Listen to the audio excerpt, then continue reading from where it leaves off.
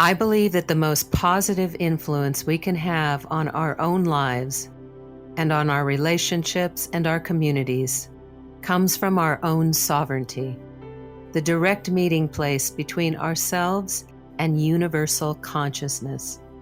It is our true source of wisdom, guidance, stability, creativity, and love. I believe we can deepen our sovereignty and this connection through heart-focused meditation and the transcendent language of poetry. Welcome to the Sovereignty Clinic podcast with Dr. Zan Nix, a new platform for exploring human consciousness through the lens of spirituality and poetry. Dr. Zan Nix is a teacher, poet, singer-songwriter, and coach. Her books of poetry include An Ocean of Fierce Loving, Poems on Love and Transformation, and Unchosen Poems. This Life is the title of her album of original music. Music is a way to express our sovereignty through composing, writing, and singing, and also a deep way to connect with others via our hearts and emotions. Join us for this rich conversation between two singers about the magic of Taksu, the Balinese term for when the spirit inhabits the artist and transforms both the artist and the audience.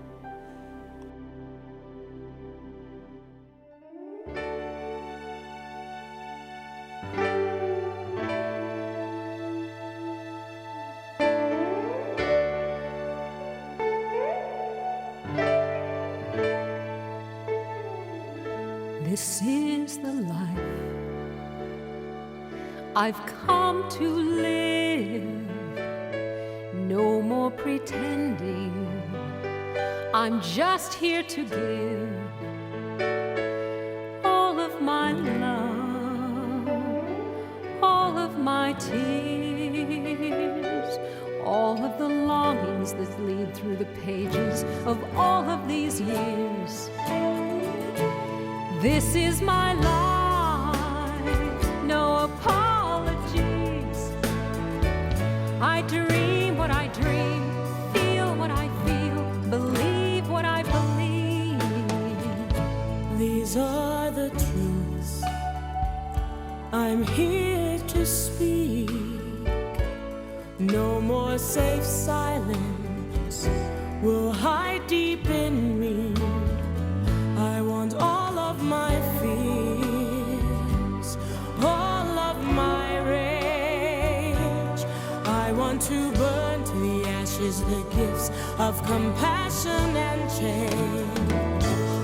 These are my vows, I renew each day, to be faithful and true to a life when it's through. I've got no more to say. Welcome to the Sovereignty Clinic. What you just heard was a song that I wrote called This Life, which is the song of the same album title, This Song.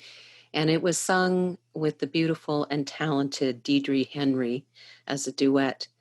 And music has always been a direction for me for my own sovereignty, a very powerful direction in the form of writing and in singing. So it is a deep privilege today that I get to interview Damien Genardi. And I want to just tell you a little bit about Damien before we get started. I want to read you his bio. Damien Genardi is a former professional opera singer, composer, vocal instructor, and visual artist whose entire approach to artistic expression changed one fateful day when an old man on his deathbed asked him if he would sing for his funeral. Damien agreed, and the experience of using his voice in this new and sacred way transformed his sound and opened the doors to redefine what it means to communicate with ultimate purity from the center of one's self. Explore ideas of quantum physics and the exchange of emotional energy between people, and the transformation of our personal pain into art, as part of the highest expression of the self. Currently, he stars in writer-director Maria Allred's new film, The Sacred Fool, and gives lessons in singing and artistic expression from his Resonant U studio in Ashland and also online. So we talk a lot about the self with a capital S and its connection with higher consciousness, God, higher power, universal consciousness, whatever you want to call it. And that's what we call sovereignty in this clinic. And it seems to me, Damien, that when you refer to the highest expression of self, it's very similar and it's very connected. And so it's an honor to have this conversation with you today. And I'd like to start with something that you said in your bio about communicating with ultimate purity from the center of oneself. Can you say a little bit more about what that means? It seems like it would be something that's really hard to define, but the truth is, it's really the opposite. For me, that means stripping away all the expectations of what you might like to be, all of the hopes and dreams of the future and the past, and to fully commit to and accept everything you are right in this moment. Mm-hmm. Everything that you are as a human being with a beating heart in this vast mystery.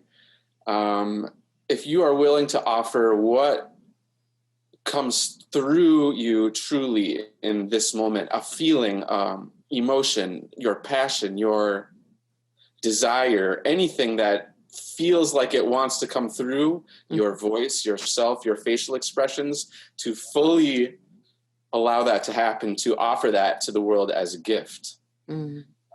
Because I really, truly do believe that it's a gift. And when I started to really accept those parts of me as a singer, to be inspired by the music and allow myself to have a reaction that is public, to put it on display, to put it on a pedestal, that was truly when my performances became powerful.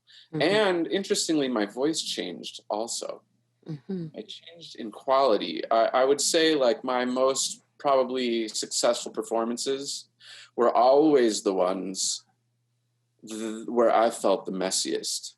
You know, like where, you know, you might want to run and hide afterwards or something like that. Those inevitably are the ones that everybody was just like blown away by. And it was really hard in the beginning to compute why that was happening. But it became clear for me when I was singing these funerals.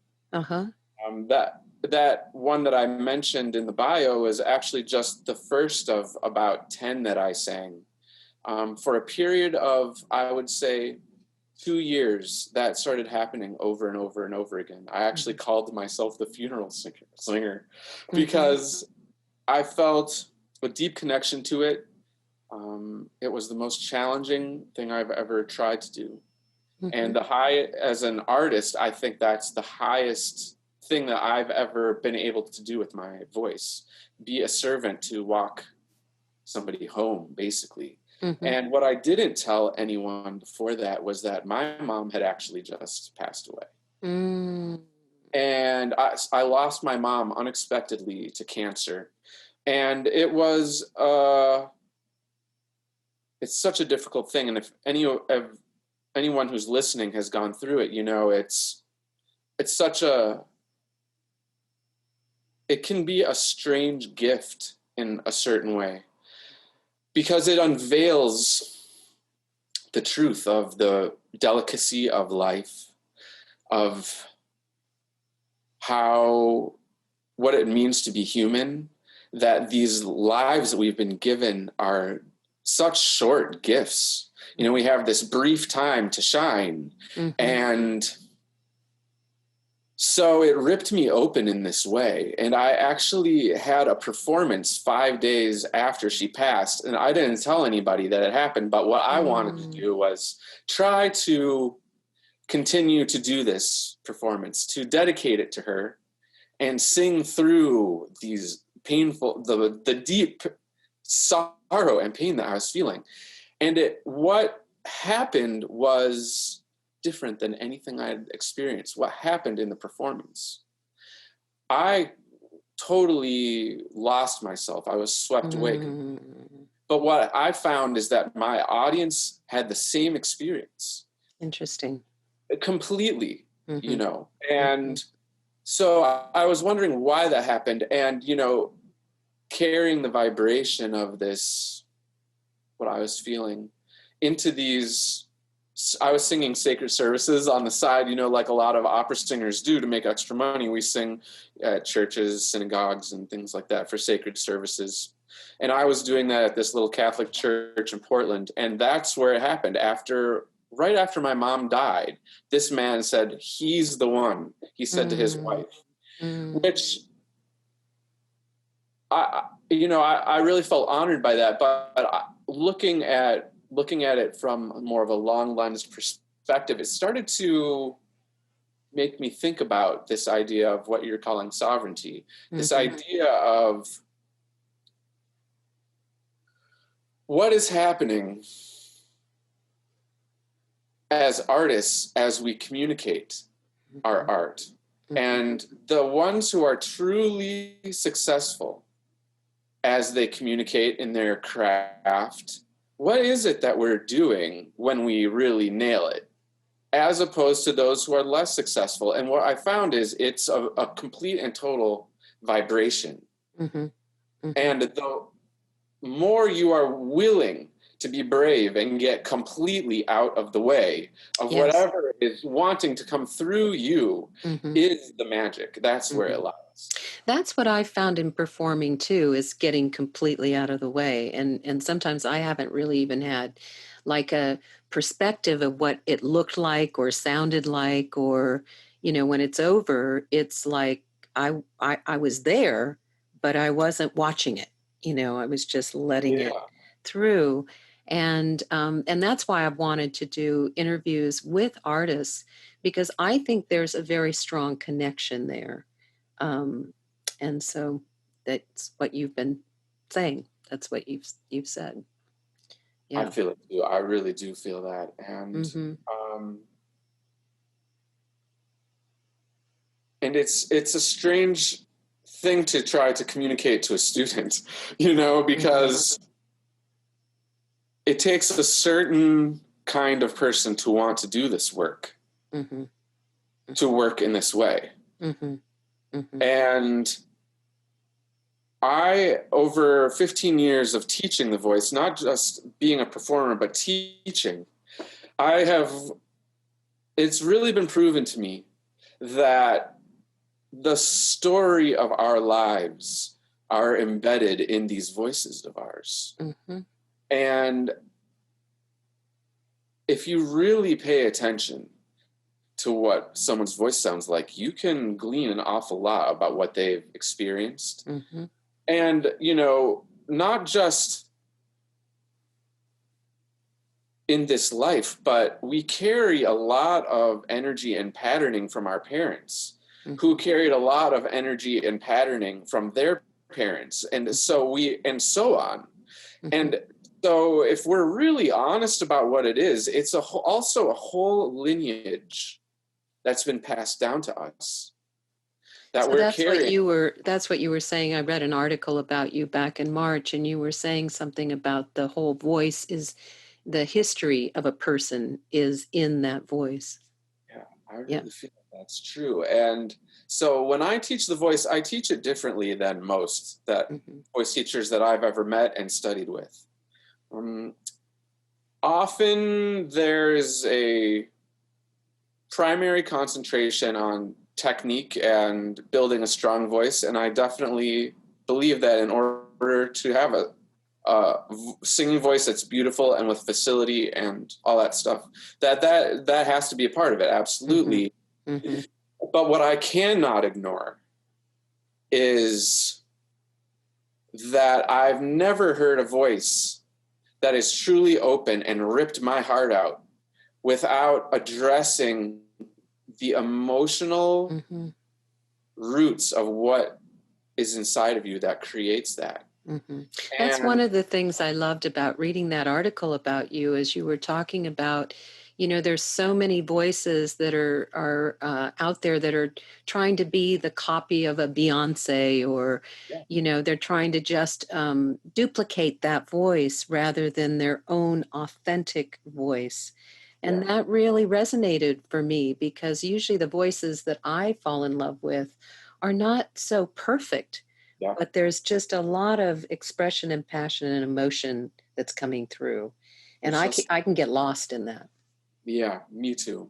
Mm-hmm. And I can't fault people for wanting to copy something that has been successful. And in a certain sense, I do think that on an artistic level, it's a bit of it upsets me a bit as an artist, because, that's what we all want as artists, is to be supported. Mm-hmm. And it's so hard. Even I've been scratching and clawing for years for my art to be supported. Mm-hmm. And there's so many things I have my hands in, and that's in every collaboration that I'm with, every artist story. Mm-hmm. So for somebody to really find popularity or fame or whatever, I say, God bless you. Mm-hmm. More power to you. People say, hey, that person sold out. And, I had a conversation with an opera singer one year where I was kind of mad at one of my opera singing idols, because I felt like he was just signing doing these records. They're fast or whatever, but he was making a great living for himself. And my friend, he told me, that's what you singing for your supper. That's what this is all about. Mm-hmm. And I think that, on a certain level, that is very true. We have to find a way to succeed financially as artists. But I keep coming back to what I'm hungry for. Mm-hmm. Mm-hmm. And that is that soul call that I'm listening for it everywhere. I'm just listening everywhere for it. Mm-hmm. And I hear so few voices now that really grab me in that way. And I just want it. Mm-hmm. I want to be it. I want to demonstrate it. I want to be a demonstration for it. And I also want to help others find that place in themselves if they're ready to do it. Because like I said, it can and often means uncovering some of the most difficult things that you've ever experienced. Mm-hmm. And how to go ahead. That. No, go ahead. How to approach that, because that's the truth of it, is what we're looking for is a spiritual opening. That was my next question. As you talk about your studio as a voice studio, but also a spiritual studio. Yes. And so say a little bit more about that connection for you. I mean, I feel that I can hear it when somebody is open in that way. Mm-hmm. Mm-hmm. The voice radiates a different kind of resonance that is indescribable. But the first time I heard it, I knew it. And I was a kid, and I heard a recording of a gospel singer from a long time ago named Mahalia Jackson. Mm-hmm. And Mahalia Jackson is the one who taught Aretha Franklin how to sing. Mm-hmm. But there's just a depth to it. It's like riveting. And every once in a while I hear it. Mm-hmm. And so what it is for me is learning how to develop a practice for opening yourself. I've met lots of singers who do it different ways. One of my professors in graduate school was an Emmy Award-winning opera singer who, during a Live from Lincoln Center broadcast of La Boheme, in the final climactic scene when his love, Mimi, has died, he cries. He does it completely on stage. And I had the opportunity to ask him, how did you do it?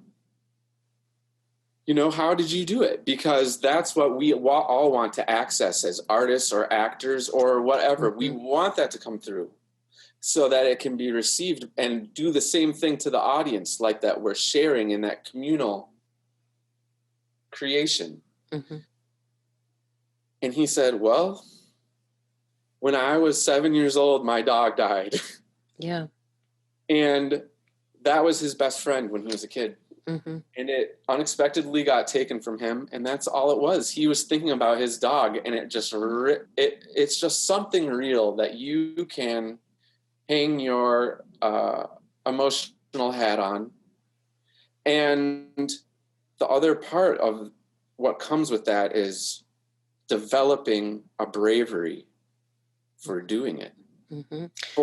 I talk about courage, coming from the French word coeur, meaning heart, like that courage to open the heart and keep the heart open, the rawness of the emotional life. And it's almost like, to me, good artists need to have that capacity, to access that. Yeah, and I hope to communicate, what I try to share with my students and work towards in these lessons is to come to the understanding that feeling this in front of others and being really raw and honest and letting it come through informs the way that your voice sounds. And if you are willing to share in such a way that it allows the audience to feel it along with you. And so for those who have feelings or memories stuck inside of them, or have had feelings like when you hear a great singer singing, you just feel that they understand you when you hear it. And that transforms it for everyone. It like puts it up, the pain up on a pedestal in a way that's glorious. And the interesting thing is it does transform it for the listener. But when the artist feels felt in those places, it transforms it for them as well. It transforms this for everyone. So is that what you mean when you say the transformation of pain through art, through singing? Yes. Exactly. Yes. So it's not just the performer or the singer, but it's also the audience and that human connection on that level. That's correct. And that's why I feel frustrated when I hear a singer imitating another singer. Because what they're doing is concentrating on creating a sound that will get them attention, which is a very different modality than what we're talking about here, which is transforming something, a painful thing into art. And so that is the purest expression of oneself, I believe. Yes, I do too. Yeah. So you, in the same article that I read, you, let me see exactly what you said. You said the world is on fire and art is the answer. And I know this was long before the fires recently. Yes. So, and I don't think that was like a prediction. What do you mean by that?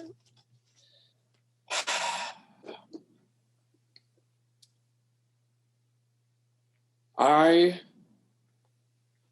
feel that these fires happened, but I've been feeling that for a long time. I was writing a blog in the early 2000s at World is on Fire. I've always felt this growing pressure cooker that we are in now. To say that it wasn't a prediction, I can't say that it wasn't, actually.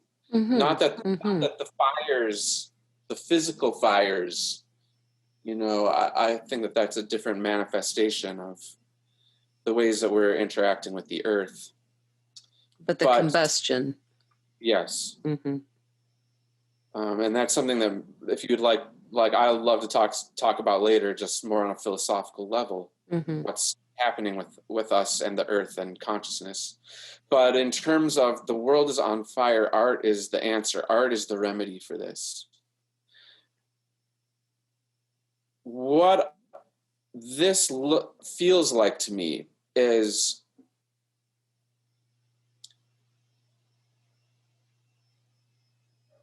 I feel people feeling voiceless. I feel that in this culture of perfection, of photoshopping everything, putting a filter on every photo, auto-tuning every note, that in the subconscious soul of what we're feeling is that we're telling ourselves that we are not good enough as we are. That what we actually have to say doesn't have meaning unless we change it in some way. And I'm here to tell you, and everyone out there who's listening, I want you to know that you are beautiful. That you are enough the way that you are.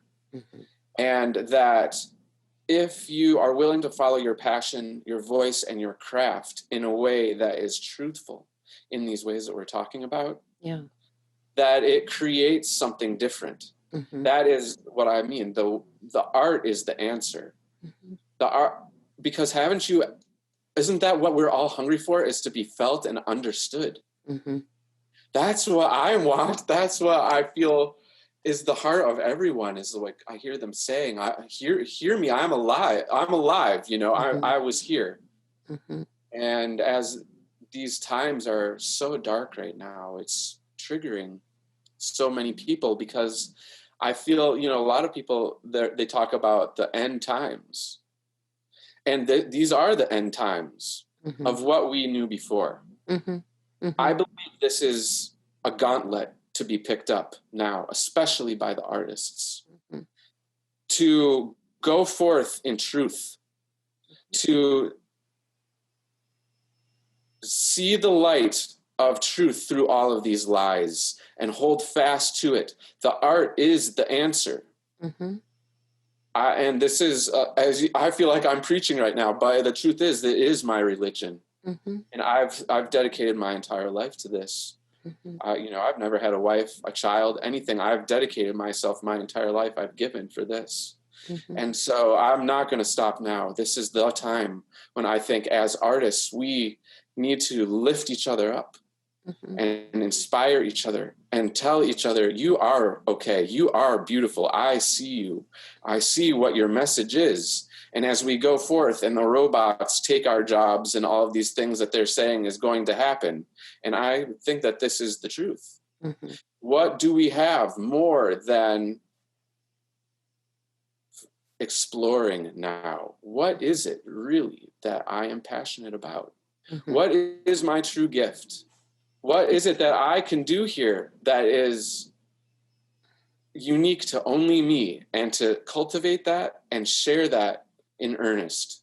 Is that part of your response to what we're going through right now with COVID, which is like, it's a, we're all trying to find the new normal because there is nothing normal. And so are you saying that this is a response to that this particular time?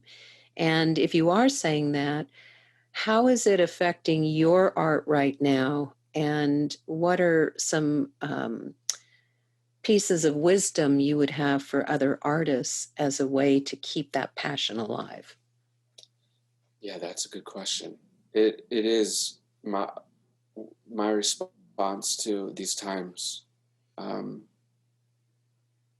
For me as an artist right now, the greatest gift that I've had are my collaborations. Mm-hmm. I've come to a place where it's just, these times have been so hard, and so how to continue. And what I have realized is I cannot do it alone. Mm-hmm. Mm-hmm. My collaborators have become increasingly important and major points of celebration to be able to get together and create, Mm-hmm. to talk about art like we are today, Mm-hmm. to make a film like I'm making a film right now with my good friend Maria Allred. Mm-hmm. And she and I have done so many things over the years. But we just like to play. Mm-hmm. We get together, and it's kind of like 8-year-olds getting together. Aww. And, and it's a really beautiful thing. And that can be for better or for worse, like we know each other in the most unsavory ways because we are both towers of fire, and so it is hard to not burn the house down sometimes, but that is because we're so passionate. Mm-hmm. So talk a little bit about that project. It's the Sacred Fool. Like, what drew you, besides working with Maria? What drew you to that project, or both of you to that project? We've done other film projects and things like that together, and we have a great synergy together when we work. It's just something magical happens. And so during this time, that has been one of my favorite connections. And she feels the same way. And we've been talking about what could we do? She wanted to do something where that would talk about the reclamation of the voice, of my voice, like finding my voice again. Mm-hmm. I got hit by a car in February, and that has completely changed my life. It changed my body, and it's been a recovery. I've had to learn to sing again, use my own techniques for healing, use my and it's been a beautiful thing to see it working. Also. And so she wanted to use what's real in some way theatrically. So she asked me, she had an idea for a film. And, one of the things I truly love about her is that she wants to be in the truth of it, in the art of it. I mean, just what we've been talking about, she's very much in line with that. And so how to use what's real, how to use what's happening out in the world as a backdrop for the story. And so she had the idea for this character who is pressing eject on reality for participating in the consensus reality. Somebody who is just done with it. They're like, I don't like this choice. I don't like working for this person. I don't like it anymore. And he's an artist who was trying to develop a new social media platform that was for artists. And that when the pandemic hit, all of the investors that he and his partner that he was developing with got scared and pulled out. They pulled all their money out, and there it is. It's like the artist's trial. How to, when your money people get scared or pull out, your project is dead. And so he is like, I'm not going to quit. What are we going to do now? I'm going to do what a lot of people are doing and move into a tent by the river in Portland. Keep going, find a way to just be alive, be as alive as he can be. And so as he set up his tent and he's laying there, somebody knocks on his skylight of his tent. And this guy pokes his head around the corner, and it's a tarot card reader. And he said, "Are you ready for your tarot card of the day?" And he offers it to my character, a card, a reading, and my character pulls the Fool. And and he's maybe a little bit offended by that, like being foolish or whatever. And the truth is, he is a fool completely in the eyes of society in every way. Everything that he's doing, they tell him, you're foolish. The way that he moves, the way he talks, everything. And the tarot card reader says, no, the Fool is the universe.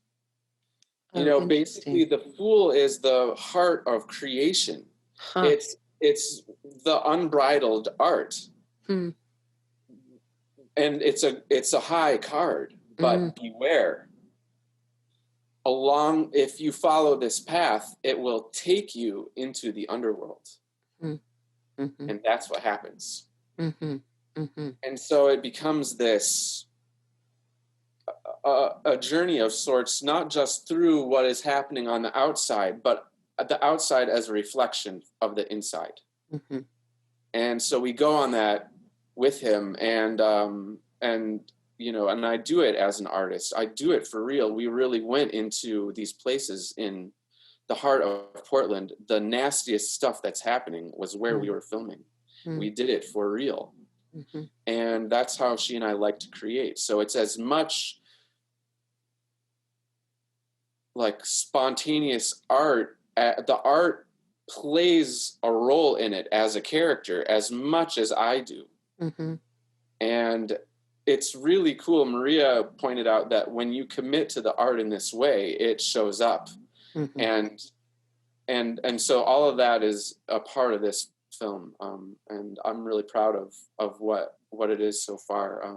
It's just being finished, and we're looking for a film festival home for it right now. What do you sense the two of you would like people walking away, having seen this film? Like, what would you like them to come away with? What kind of new inspiration or wisdom from watching this film? I would love for them to come away feeling inspired on multiple levels. I would like them to feel a connection to this story, to be moved by the story, absolutely. But also to know that basically two people made this, and we've done this other times, and to know that like you can create it. You are the creator, and in this time, the artists actually are the ones who hold the power. We hold the messages. I hope that it inspires people to create, to continue to create. These times, it's really hard. You had asked me before, like, what does this time feel like creating during this time? And it is hard. It feels like I'm lifting weights. It feels like I'm walking through quicksand, and I'm going to have a song or two on the soundtrack for this thing. And, wow, I mean, the pandemic happened, and I'm working nights up at the hospital also to make my art go. And it's just like to come home and feel tired and keep creating. It's a trial right now. I think that's so important, Damien, for people to hear too, because I did this whole series of poetry on Follow Your Bliss. Because, I think that quote has been kind of saccharined a little bit, it'd been a little Pollyannish, that if you follow your bliss, then everything is, easy and, things work out. And I've always believed that that's really not what Joseph Campbell meant. What he meant was you follow your bliss because that is the sacred opportunity to be yourself. And it doesn't make things easier, although it makes things more alive and more in alignment with your values and yourself. And along that way, it takes courage to do that. And you do things to make it all come together. And maybe they aren't the things that, are always your passion, but it's in service to your passion. And I think people need to hear sometimes that that's good too. That's a good way to do it too, because you're still following your passion. You're not giving up. Yeah, I agree with that. I hope, can I revise something? Yeah, no, you do whatever. Yeah, I love creating together. I hope that people, when they come away from the movie, that they feel more alive. Yes. That is ultimately what I think that I hear you saying. What I think that I hear me saying is, it is about the journey. If you wait for everything to be perfect to create, you will be dead before you make anything. Right. And I hear you saying that takes courage too. That takes focus and courage and, staying with something, and having faith in what that is. And I talk about that as our sovereignty, is staying connected to that sovereignty. And, William Stafford talks about it in a poem called The Thread, that you never let go of the thread, and that's our guiding star. It is, it's a challenge to be honest right now. Mm-hmm. It's a challenge to have an honest voice. And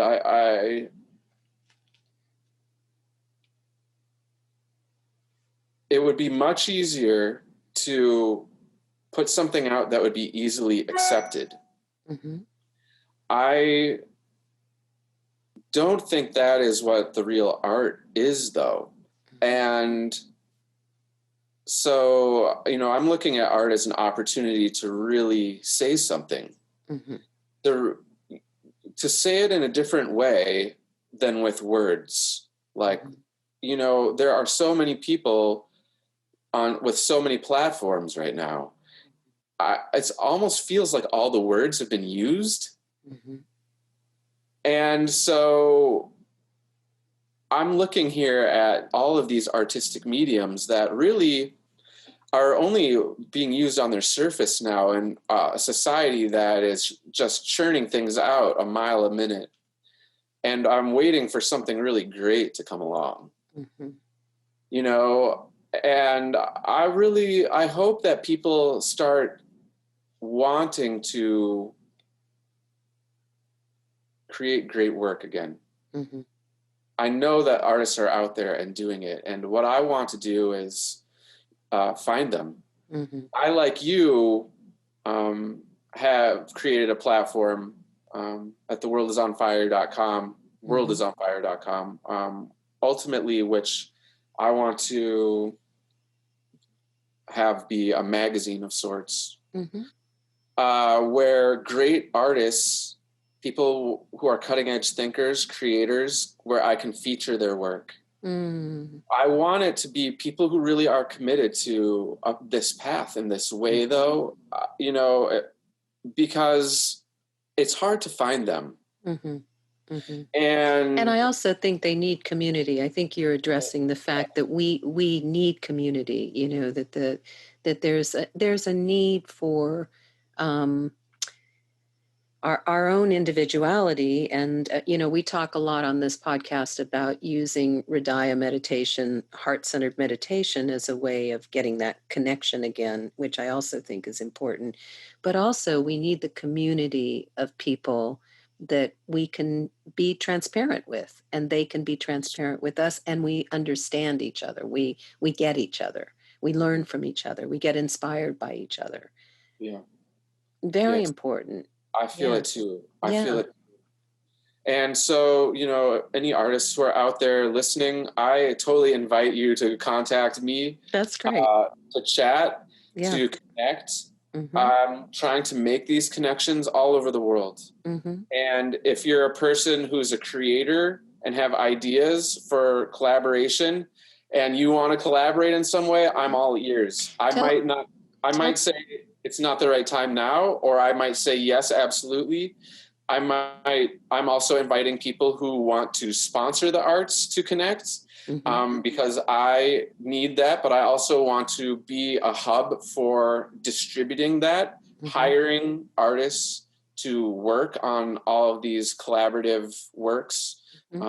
I think that there's, like I said, we lift each other up, and it's time to do it, to stop trying to do it alone. It's not working anymore, that paradigm. And I was going to do this at the end, but I'm going to do it right now.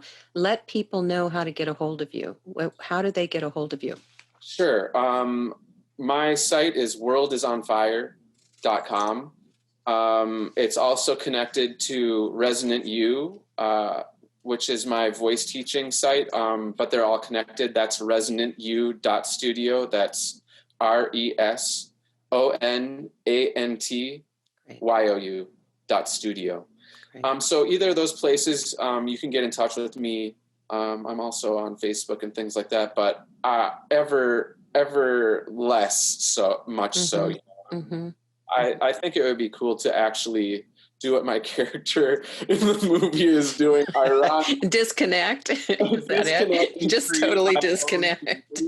And one of the things that I am actually is making me smile right now. Before I moved away from Portland, I was researching virtual reality a lot, and going into conferences. These monthly conferences are happening in Portland, and they're cutting the edge of virtual reality in Portland. There are these cutting edge artists and things like that. And basically what they're saying is, if you can create right now on Photoshop, you can create in virtual reality. The tool, just like Squarespace has changed the way that web develop. Like you, if you're a graphic designer like I am, you can create something really cool with Squarespace. Like, and I try to use all the Squarespace features in unique ways and things like that. Like I have an animated area in my website where you can share the dreams you've had, or like, which actually I'm really interested in people's dreams and like finding out if we're connected at night are we co-dreaming this night dream in the same way that we're co-dreaming this weird daydream, you know, in our waking life. And, you know, I animated this mystical pool where you can like place your intentions into this water. Well, what I really want to do is create things like this in virtual reality, things that you've never felt before. I want to sweep you away, or have a place where we can gather in a virtual space that is awesome, that we create. I mean, the truth is that's something that I really want to do in the future, and the tools are here now. Well, I think also this time of COVID is getting us closer to that, or designing the way we connect with each other. I mean, I think at the beginning of it with Zoom and all that, I was thinking, you can't really connect it with people on the internet, but you actually can. And I think that's like one step closer to what you're talking about. Like our paradigm has really shifted about how we can connect with each other in a really honest, truthful, transparent way. We can have real connection. Yeah. And I have good news for you too, for all the people that are spending all this time on Zoom. Yeah. These people who are working on virtual reality, they feel like I feel, which is that the internet doesn't feel very good right now. It feels like a polluted digital city to me. And a lot of thought is being put into, what is the internet going to look like in the next generation? How can it feel like a place that feels good to you and not like so makes you so anxious and, you know, horrible and all those things. So people are really thinking about it. I want to be on the cutting edge of that. That's something that is on the table for me. but it's a matter of figuring out how to make all of this go, and so that's part of the connections that I want to make right now, Mm-hmm. because I'm tired of it. Mm-hmm. And I'm not the type of person to sit around and complain. I want to change it. Mm-hmm. Mm-hmm. And I think that I'm the type of artist that has the tools where I could make an impact if I wanted to, and I do want to. Mm-hmm. I really have a sincere desire to make this better, and I realize the digital world isn't going away. Mm-hmm. Mm-hmm. So Right. And right now it's really how we connect. I mean, in a lot of ways it's the form that we're connecting more than, large gatherings like we used to, mhm. Yeah. Yeah. But man, I can't wait until we can have this conversation in person again. I know. And I'm just pleased that actually these conversations can happen, and they're not as distant as that I one time thought. Mhm. It's not as distant as I one time thought. Yeah. I used to think that you could only really connect with people in person, and I'm realizing I've been doing a lot of things lately that are not in person, and yet they're very personal. And I've been surprised myself that that's actually been possible. I really have, because I didn't think that for a long time. Mm. Yeah. Yeah. It's not the same as, body to body, but it's not as distant from that as I one time thought. Are Yeah. you feeling, this is going to be a weird question, but since No, we're that's okay. I don't talking mind weird questions. these strange levels, Yeah. one of the things that I had mentioned in my bio is an interest in quantum physics, Mm-hmm. and it's something that I'm starting to explore, and it would be fun to talk to you about that a little bit. But I wanted to ask you, do you feel more like psychically connected to people right now? Are you having any, as we become more and more like disconnected in this third dimension, like Mm-hmm. where you can just think about somebody and they'll call you, or Mm-hmm. weird things like that? Has any of that stuff been growing for you and Mm-hmm. Mm-hmm. in your attention? Yes, I would say it is growing for me. And I think part of that is the silence. I mean, I have more silence in my life now. And so I think it's probably always happened, but I'm more present to it now. Like things aren't lost on me, Okay. like when things happen and they don't go a certain way, it's like there's a lot of gratitude for it. I can see it could have gone that way. Could have gone that way for me, and it didn't. Yeah. And so like there's a shitload of gratitude. Yeah. Yeah. And I'm not sure I would have been as conscientious about that or as present with that as I am now. Mm-hmm. And I think the more still I get, the more I pick up with other people. I just show up. I'm not trying to do anything, but it's like what you were saying about knowing the history of a person through their voice. There's energy that's happening all the time, and the more still I get, the more I get the energy. I recognize the energy, I should say. Mm-hmm. Yeah. I, I wonder, I feel so inside of everyone's head Mm-hmm. in a certain way. Mm-hmm. And it feels, I do feel more connected somehow in some Right. way that's hard to describe. Mm-hmm. But Mm-hmm. more along those lines of what we were talking about before. And, I have I'm an artist, but I have a very like scientific kind of mind. Mm-hmm. Or a skeptic's mind, I would say. Mm-hmm. And after all these experiences singing these funerals, it has opened my eyes to something that I just never really thought existed. Mm-hmm. And but it's this realm of energy and us as expressions of vibration. Mm-hmm. And, you know, in that first funeral, I noticed something as I was standing up there and singing, and, you know, everyone who had come to mourn this man, I swear I could feel him.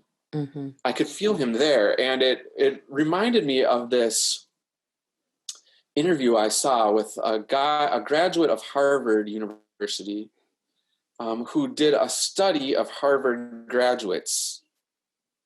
And his reason for doing this study was he wanted to find out what is the recipe for success?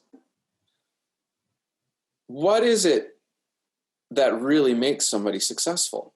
And so what he did is he studied all of his classmates and alumni at his university, because they are the cream of the crop. Mm-hmm. And so he said, okay, here's the 1% of the 1% of all of these people who actually became successful. And what he found after a long study was that what determined success was your network. Mm-hmm. Who are you spending your time with? Mm-hmm. And he found that those who had a measure of financial, emotional, and spiritual success all had 5 people in their closest network who were also sharing that same thing, that same vibration. Mm-hmm. So basically his conclusion was that you are a product of the 5 people you spend the most time with. Mm-hmm. And so the reason I'm saying this is it's really interesting what happens when you're standing in front of a group of people who are there, who have just had their hearts ripped out because they've lost one of those 5 people. Interesting. Their life. Yeah.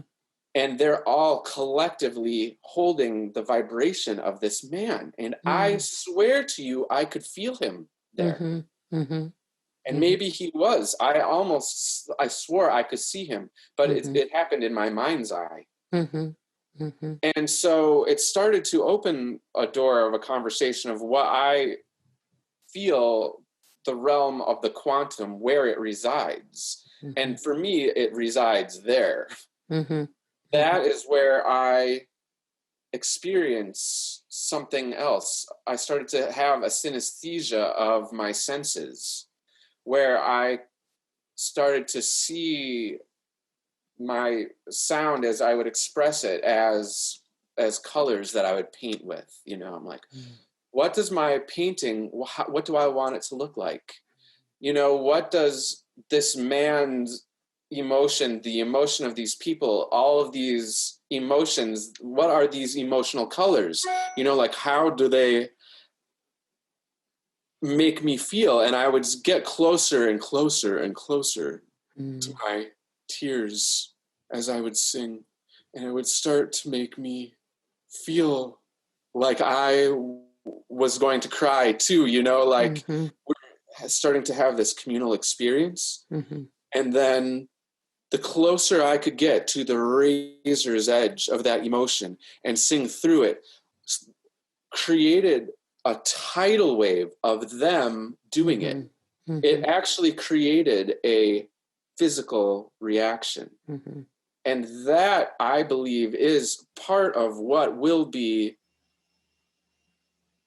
the way we understand the quantum world, that we have completely missed, that the energy of emotion and that a reaction happens between you and I as we share it, that an emotion is not mine and it is not yours. That when we create a connection there, a synapse completes in the field. And when I feel as a performer that I can get that to happen, Mm-hmm. The room is mine. Mm-hmm. Mm-hmm. But it's not mine. I mean, the art Yeah. evokes into the sphere. I'm glad you're saying that, because I think there's a cultural message in our culture that talks about emotion or vulnerability, or even pain or sadness as weakness rather than strength. Mm-hmm. And I have always felt like it is the strength that we carry, because Mm-hmm. it's the actual thing that connects us to each other.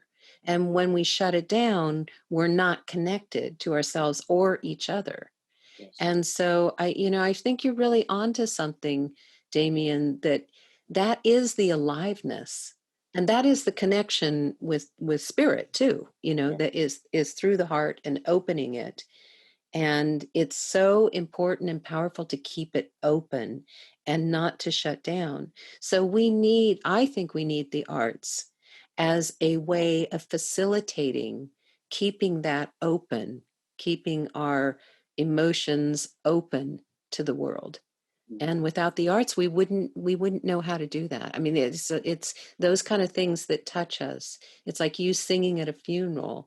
Those people at that funeral needed your voice to let that go, and be with that. And we need the art to have that.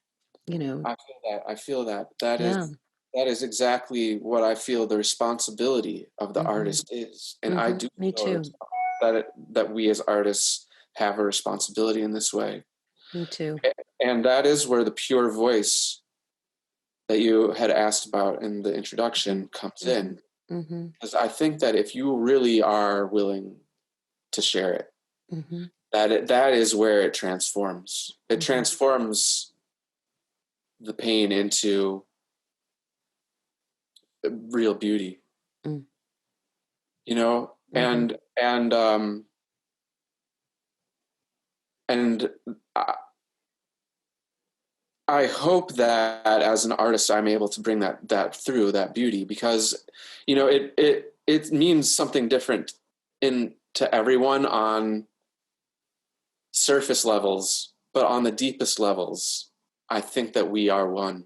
Mm-hmm.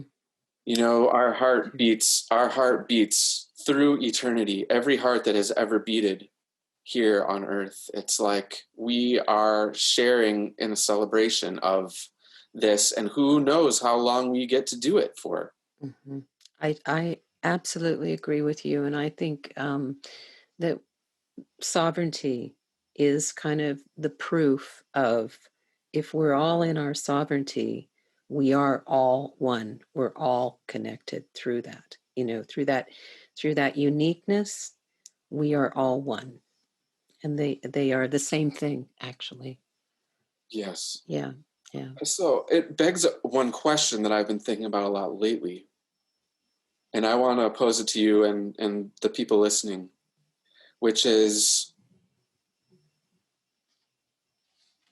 we are standing on the precipice of a time when we could greatly extend our human lifetime with machine parts, and possibly even download our consciousness into a new body when this body dies, to continue on, to know that you could live forever. We are the first generation who could make this decision. Do you want to live forever? And if you knew that you could, would it be as beautiful? We're going to end with that question. I'm not going to answer it, because I'm just thinking, I'm going to think that's a big question, and I'm just going to be thinking about it. And so will our listeners be thinking about that question. Would you want to? So thank you so much, Damien. We're going to go out of this interview with a piece of your music, and I'm going to play it. It's called, it's from the soundtrack of The Texture of Falling that you co-wrote and performed. And the name of the song is Lonely Girls. So we're going to head out with that piece of music. And thank you so much, Damien, for this conversation. Thank you so much for having me. Yeah, it's been a pleasure. Thank you. Thanks.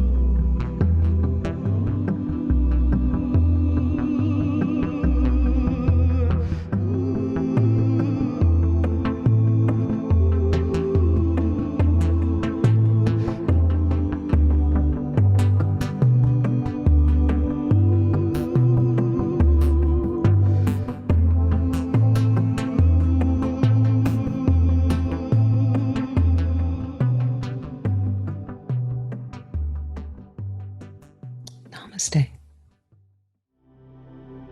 Thanks for listening to the Sovereignty Clinic podcast with Dr. Zan Nix. For more from Dr. Zan Nix, go to drzannix.com or subscribe to this podcast. We hope you found this time enjoyable. Have a great day.